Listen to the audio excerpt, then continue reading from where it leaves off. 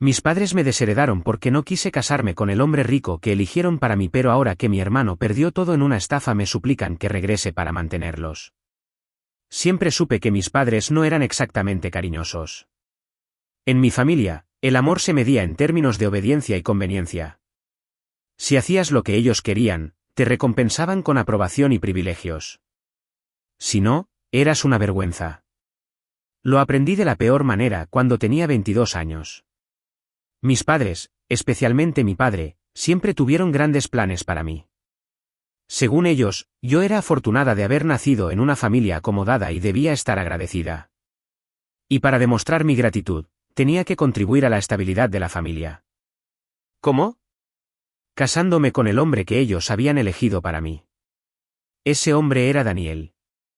Un socio de negocios de mi padre, 35 años, exitoso, dueño de varias empresas, culto y con una reputación impecable. Mi madre me decía que cualquier mujer en mi lugar estaría feliz de recibir una propuesta así. Que yo debería sentirme halagada. Pero yo no lo estaba. Desde el primer momento en que lo conocí, sentí un rechazo instintivo. No porque fuera desagradable, sino porque no sentía absolutamente nada por él. Ninguna atracción, ninguna conexión. Hablaba de negocios y lujos, de viajes y propiedades, pero nunca de sentimientos. Todo en él era estratégico. No quería una esposa, quería un adorno. Intenté explicarles a mis padres que no podía casarme con alguien a quien no amaba. Su reacción fue inmediata y furiosa. ¿Amor?, dijo mi padre con desprecio. El amor no paga las cuentas, no asegura tu futuro. Mira a tu madre y a mí. No nos casamos por amor y míranos ahora. Mi madre, como siempre, asintió en silencio. Tienes que aprender a hacer sacrificios, continuó mi padre. Daniel es un hombre respetable. No encontrarás a nadie mejor que él. Pero yo no quiero casarme con él, repetí con voz firme. Hubo un silencio tenso. Mi padre me miró con una frialdad que me estremeció. Entonces ya no eres mi hija. Pensé que estaba exagerando, que hablaba en caliente. Pero no. En menos de una semana, mi vida cambió por completo. Me quitaron todo, mis tarjetas, mi auto, incluso mi habitación en la casa familiar. Mi madre me entregó una pequeña maleta con algo de ropa y me dijo que lo mejor era que me fuera antes de que mi padre tomara medidas más drásticas. La única persona que podría haberme defendido era mi hermano mayor, Adrián. Pero cuando le pedí ayuda, solo me miró con una mezcla de pena y superioridad. Lo mejor sería que reconsideraras, hermana. No es tan malo. No le respondí. No valía la pena. Esa noche me fui con lo que tenía puesto y un poco de dinero en efectivo que una de las empleadas me había dado en secreto. Me refugié en casa de mi mejor amiga, Carolina, quien sin dudarlo me ofreció su sofá hasta que pudiera ponerme de pie. Los primeros meses fueron duros. Pasé de tenerlo todo a no tener nada. Conseguí un trabajo en una tienda mientras buscaba algo mejor, y por primera vez en mi vida, entendí lo que era ganarme cada centavo. No les voy a mentir, hubo noches en las que lloré hasta quedarme dormida. Me dolía que mi propia familia me hubiera dado la espalda por algo tan absurdo. Me preguntaba si había cometido un error, si tal vez debería haber aceptado el matrimonio y haber aprendido a soportarlo. Pero luego recordaba la expresión en los ojos de mi padre cuando dijo que ya no era su hija. La indiferencia en la voz de mi hermano cuando me sugirió que me rindiera. No. Había hecho lo correcto. El tiempo pasó y poco a poco fui reconstruyendo mi vida. Conseguí un mejor trabajo, terminé mis estudios y aprendí a valerme por mí misma. Nadie más volvía a decidir por mí. Nadie más me hacía sentir como una moneda de cambio. Y aunque me dolía lo que había perdido, aprendí que a veces, perderlo todo es la única forma de ganar algo mejor. Pero lo que nunca imaginé era que, 3 años después, mi teléfono sonaría con un número que no había visto en todo ese tiempo. Mi madre. Respiré hondo antes de contestar. Hola, mamá. Su voz sonó ahogada, como si estuviera al borde del llanto. Por favor, hija, necesitamos tu ayuda. ¿Creen que hice lo correcto al rechazar el matrimonio? ¿Alguna vez han tenido que cortar lazos con su familia por tomar una decisión personal? Cuando escuché la voz de mi madre después de 3 años de silencio absoluto, mi primer instinto fue colgar. No lo hice. Por curiosidad, por morbo o porque una parte de mí aún buscaba respuestas, la dejé hablar. Tu hermano, todo se fue a la ruina. Nos estafaron, perdimos mucho dinero, los negocios están al borde del colapso, sollozó. Nunca la había escuchado tan frágil. Hija, necesitamos tu ayuda. Necesitamos tu ayuda. No un te extrañamos, no un lamentamos lo que hicimos. Solo un ruego disfrazado de súplica maternal. Mi primer pensamiento fue decirle que no. Que se las arreglaran como pudieron, tal como yo lo había hecho cuando me dejaron sin nada. Pero la parte de mí que había cambiado en estos años no solo quería ignorarlos. Quería hacerlos pagar. Así que fingí interés. Mamá, es mucho lo que me estás diciendo. No sé si puedo ayudar, pero podríamos vernos. Sí. Sí, claro. Su voz sonaba eufórica, como si acabara de ganar la lotería. Ven a casa cuando puedas. ¿Casa? No era mi casa. No lo había sido en mucho tiempo. Pero fui. El día del encuentro, al cruzar la puerta de la mansión, noté los primeros signos del declive. Las luces estaban apagadas, las alfombras no parecían tan nuevas, y la empleada que solía recibirme ya no estaba. Mi madre me abrazó como si nunca me hubiera dejado en la calle. Mi padre se quedó sentado en su sillón, rígido, sin levantar la mirada. Pero lo que más me sorprendió fue Adrián. Siempre había sido el niño dorado. El heredero. El hijo perfecto.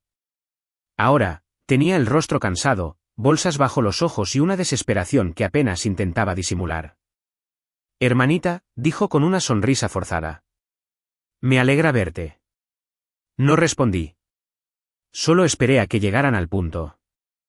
Mi madre fue la primera en quebrarse. Las cosas no han ido bien. La gente en quien confiábamos, nos traicionó. Adrián confió en la persona equivocada, y me miró con ojos llorosos. No podemos recuperarnos sin tu ayuda. ¿Qué esperas de mí? Pregunté, como si no supiera la respuesta. Mi padre carraspeó. Sabemos que ahora tienes estabilidad. Estás trabajando, tienes buenos contactos.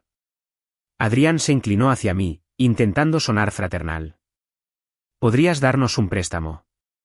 Solo para estabilizarnos. Con el tiempo, lo devolveremos. Me mordí el interior de la mejilla para no reírme. ¿Un préstamo? Cuando ellos me desheredaron, ni siquiera me ofrecieron un billete para el taxi. Cuando me echaron de casa, ni siquiera me preguntaron si tenía a dónde ir. Y ahora, esperaban que simplemente les extendiera la mano. Inspiré hondo y fingí dudar. No sé si puedo darles dinero así sin más, pero quizá podamos hacer algo. Lo que sea. Se apresuró a decir mi madre. Si realmente necesitan ayuda, deberían demostrarme que pueden manejarla. Podría invertir en un negocio para ustedes, pero tendría que ver cómo administran pequeñas cantidades primero. Sus ojos se iluminaron. Creyeron que me habían convencido. Pero lo que no sabían era que este era el principio de mi venganza. No voy a mentir. Cuando mi familia cayó en mi trampa y creyó que realmente quería ayudarlos, sentí una mezcla de satisfacción y desprecio. Satisfacción, porque después de todo lo que me hicieron, estaban suplicando por algo que ni siquiera estaban dispuestos a darme cuando yo lo necesité. Desprecio, porque ni siquiera en la ruina habían aprendido la lección. Pero no me adelanté. Sabía que tenía que jugar bien mis cartas. Así que fingí.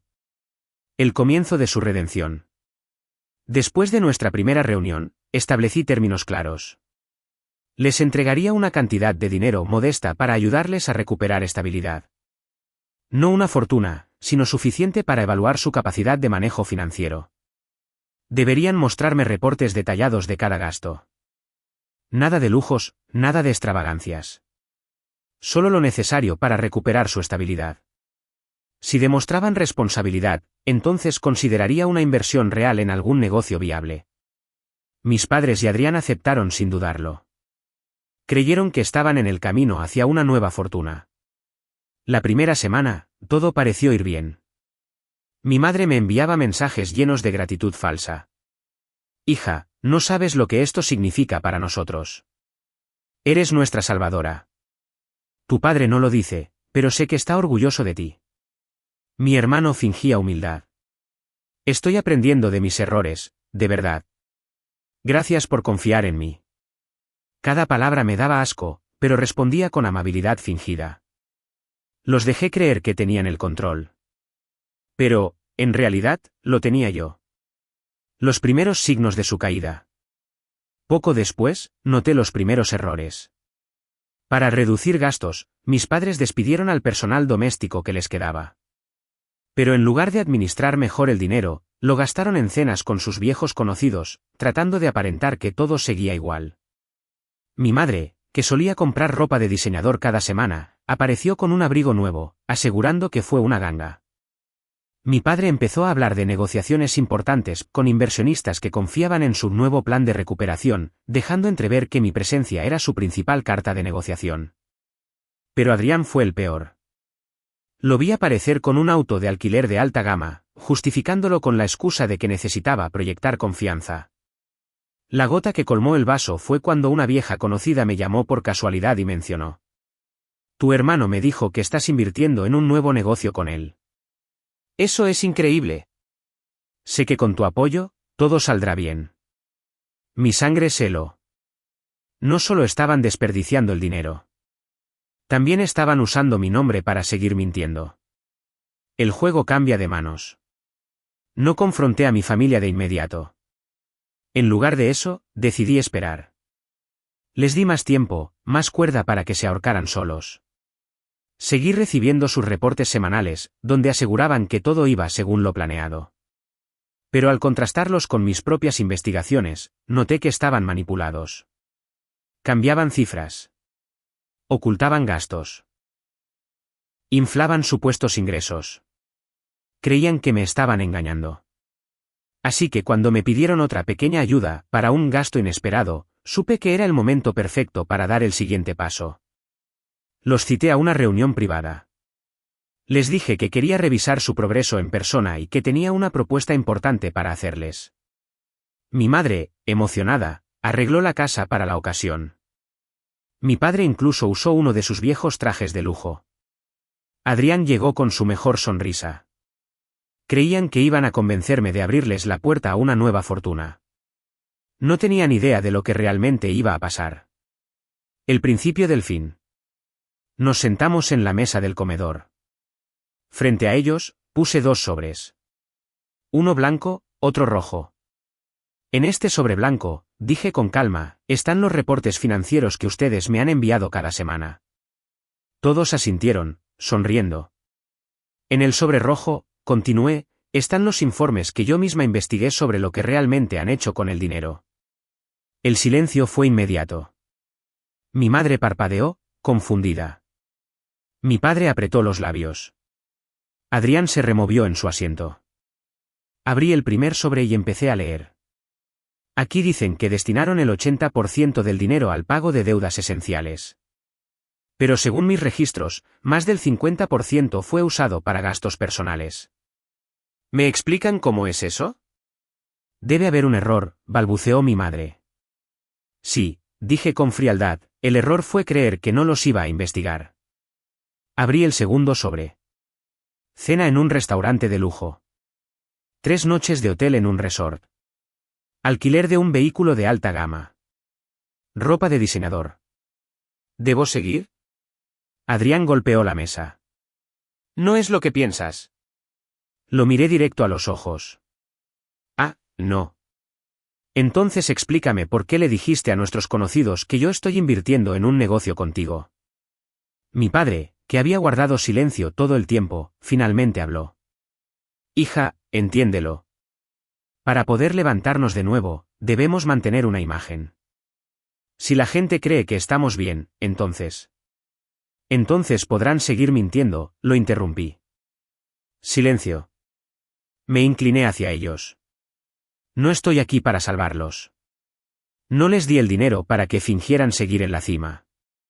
Se los di para ver si eran capaces de aprender algo. Y está claro que no lo han hecho. Mi madre empezó a llorar. Hija, por favor. Me levanté, tomé los sobres y me dirigí a la puerta. Voy a darles un último regalo, dije, sin mirarlos. ¿Tiempo? ¿Tiempo para qué? Preguntó Adrián con voz tensa. Para prepararse para lo que viene. Los dejé ahí, confundidos y aterrados, sin saber que la verdadera caída aún estaba por comenzar. Cuando dejé la casa aquella noche, supe que el golpe que les había dado era solo el principio. Me había asegurado de que supieran que los tenía acorralados, pero aún no habían sentido el verdadero impacto. No todavía. Al día siguiente, mi madre me llamó unas 20 veces. No respondí. Luego, llegaron los mensajes de mi padre. Podemos hablar con calma. Somos familia. No tienes por qué reaccionar así. Esto no es bueno para nadie. Podemos resolverlo sin necesidad de llegar a extremos. Sabes que hicimos todo esto con buenas intenciones. Las clásicas tácticas de manipulación. Primero la culpa, luego el chantaje emocional, y por último, la justificación absurda. No mordí el anzuelo. Para ellos, la situación aún era controlable. Creían que si me hablaban lo suficiente, si insistían lo suficiente, podrían hacerme dudar. Lo que no sabían era que ya había iniciado la última fase de mi plan. Eliminando sus últimas cartas. La principal fuente de influencia que les quedaba era su imagen. A pesar de estar arruinados, aún intentaban mantener la ilusión de que seguían siendo una familia poderosa. Por eso, usaron mi nombre para aparentar que tenían respaldo financiero. Así que me encargué de que nadie más creyera en sus mentiras. Hice llamadas. Contacté a las personas con las que mi hermano y mi padre estaban negociando e inversionistas que supuestamente estaban interesados en sus nuevos proyectos. No fui agresiva ni los acusé directamente de nada. Solo fui sincera. Solo para aclarar, no tengo ningún vínculo financiero con mi familia. No los estoy respaldando en ningún negocio ni tengo intenciones de hacerlo. Eso fue suficiente para que la mayoría de ellos empezaran a hacer preguntas. Algunos no tardaron en alejarse. Otros fueron directamente a confrontar a mi hermano y a mi padre. El resultado fue exactamente lo que esperaba: pánico. Mi madre dejó de llamar. Mi padre envió un solo mensaje más. Has cometido un grave error. Me reí. El error fue suyo por pensar que aún podían manipularme. El derrumbe definitivo. Las semanas siguientes fueron interesantes. El poco dinero que les quedaba desapareció rápido. Los inversionistas los abandonaron. Mi hermano intentó pedir dinero prestado a algunos de sus conocidos, pero nadie confió en él después de lo que hice. Y entonces vino el golpe final. ¿La casa? Ese fue su último bastión. El símbolo de su poder, la prueba de que aún pertenecían a su viejo mundo. Mi padre había estado retrasando los pagos de la hipoteca por meses, confiando en que conseguiría otro golpe de suerte. Cuando se quedó sin opciones, intentó venderla a escondidas. Pero ya nadie estaba interesado en hacer negocios con él. Eventualmente, el banco tomó medidas. Una tarde, me llegó un mensaje de un viejo vecino. Acabo de ver a tu familia sacando cosas de la casa, parece que los están desalojando. Sentí una punzada de satisfacción. No porque los estuvieran echando a la calle, sino porque finalmente estaban enfrentando las consecuencias de sus acciones. El último encuentro. No tenía intención de volver a verlos. Pero Adrián me buscó. Apareció en mi trabajo, esperándome fuera del edificio con el mismo traje que solía llevar cuando se sentía importante. Solo que ahora, en lugar de hacerle parecer exitoso, resaltaba su desesperación. ¿Podemos hablar?, preguntó cuando salí. Lo miré con calma y asentí. Fuimos a un café cercano. Adrián no perdió el tiempo con formalidades. ¿Por qué hiciste esto? ¿Hacer qué?, pregunté con fingida inocencia. Sabotearnos. Nos quitaste todo. Le sostuve la mirada. No. Ustedes se lo quitaron todo a sí mismos. Su mandíbula se tensó. Nos habríamos recuperado. Solo necesitábamos tiempo. ¿Tiempo o más gente a quien engañar? exhaló bruscamente, frotándose la cara con las manos. Escucha, las cosas no pueden terminar así. Somos familia. No cuando me desheredaron, le recordé con frialdad. Cerró los ojos por un momento, como si intentara contener su frustración. Necesitamos ayuda. Ahí estaba. La verdadera razón por la que estaba allí. No era arrepentimiento. No era una disculpa sincera. Solo necesidad. Tomé un sorbo de mi café, disfrutando el momento. Yo ya les ayudé. Más de lo que ustedes me ayudaron cuando me echaron de la casa sin nada. ¿Vas a dejarnos así? Lo miré directo a los ojos. Sí. Silencio. Por primera vez, vi algo en el que nunca había visto antes. ¿Miedo? No al fracaso, no a la ruina. Miedo a saber que ya no tenía ningún control.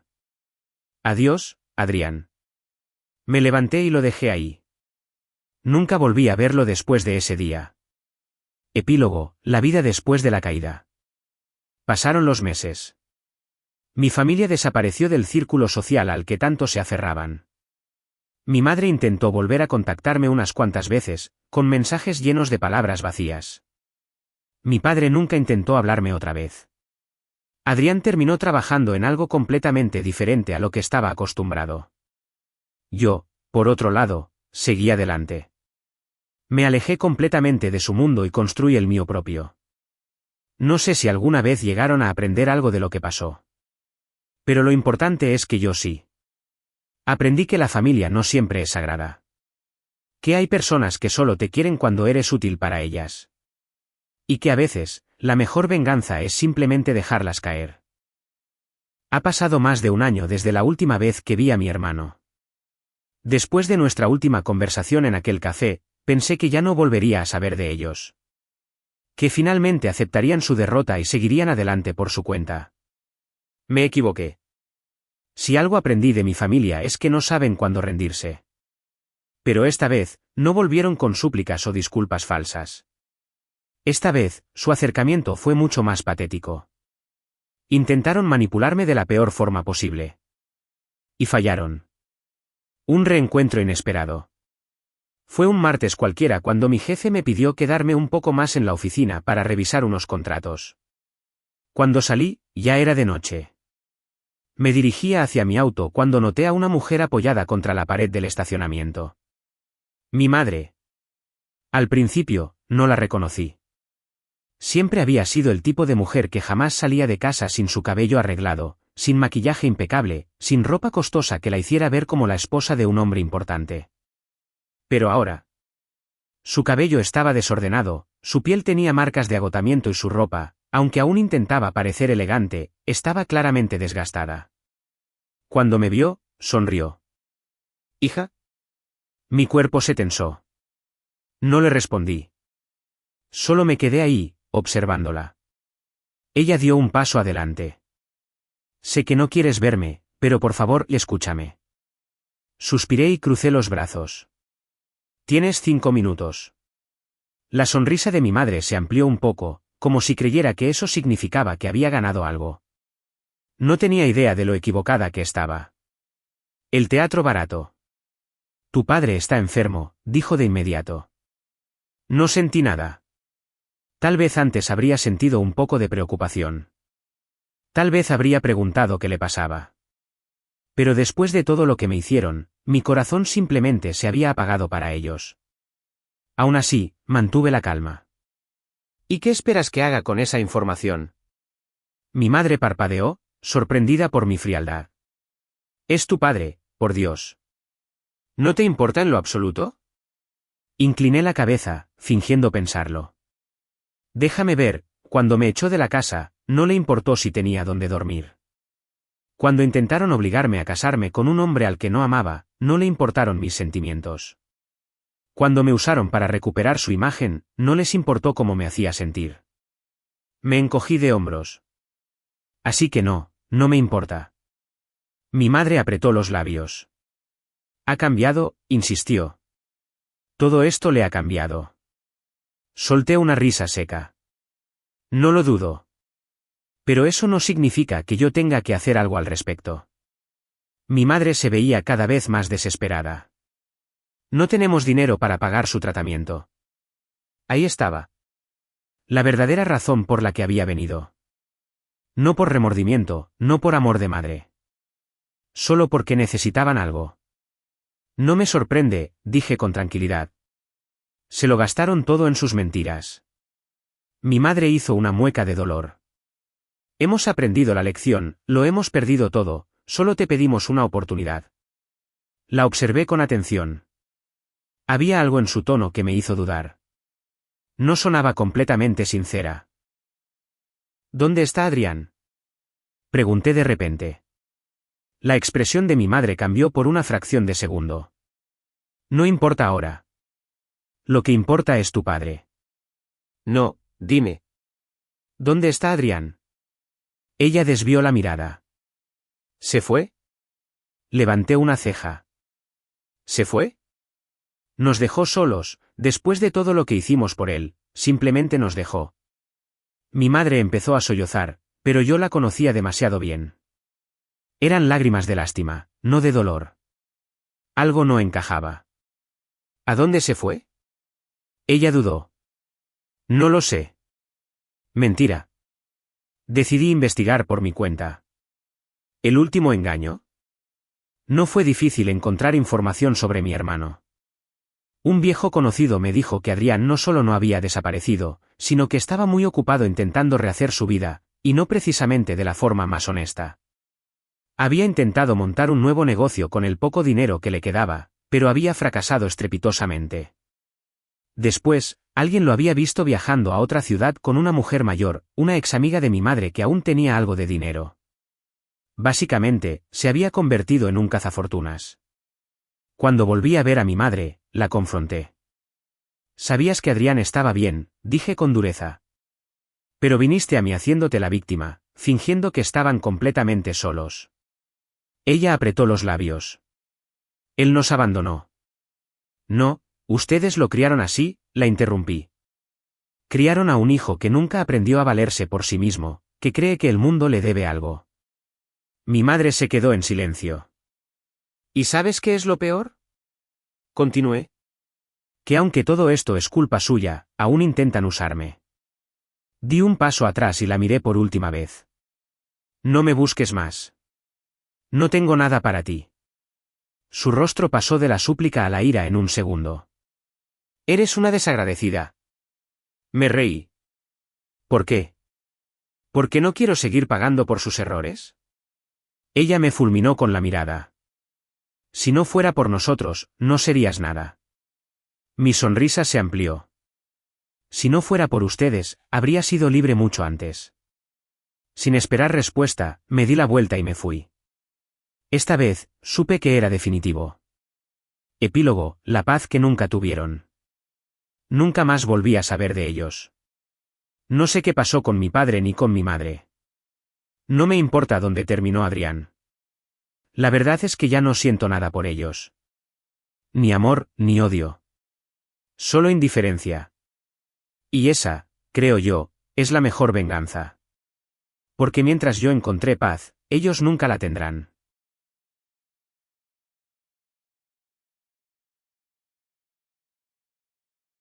Si te ha gustado la historia, dale like y suscríbete para más historias de Reddit.